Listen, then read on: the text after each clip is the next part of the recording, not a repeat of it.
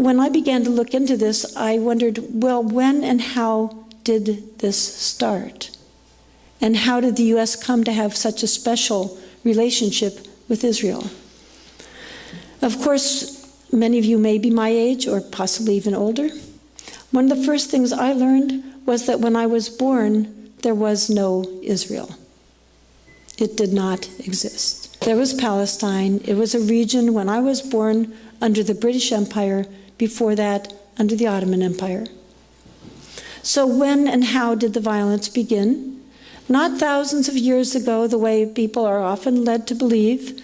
In the late 1800s, the region was called Palestine, and it was without violence as it had been for centuries. The population was about 80% Muslim, about 15% Christian, a little under 5% Jewish, all living together for centuries.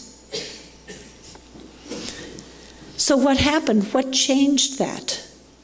Well, it was an ideological movement that changed it, and it did not originate in that region. It originated in Europe and in the United States to a much greater degree than I had known. This was a movement called political Zionism.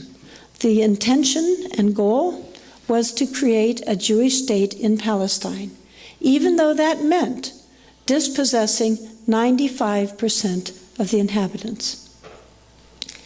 What struck me when I was writing my book, and still strikes me, is that Zionism is an extremely significant ideology. And yet most Americans have not heard about it and could not define it. I went to a 50-year high school anniversary and I tried it out on some very intelligent classmates. Do you know what Zionism is? And they would sort of say, let me think now, I've heard of that. What is that? That's what I would have answered. And yet we've all know socialism, communism, fascism, capitalism, etc. And yet Zionism has tragically impacted the Middle East, dangerously impacted the whole world, and has been extremely damaging to the United States as well. And most of us don't even know about it.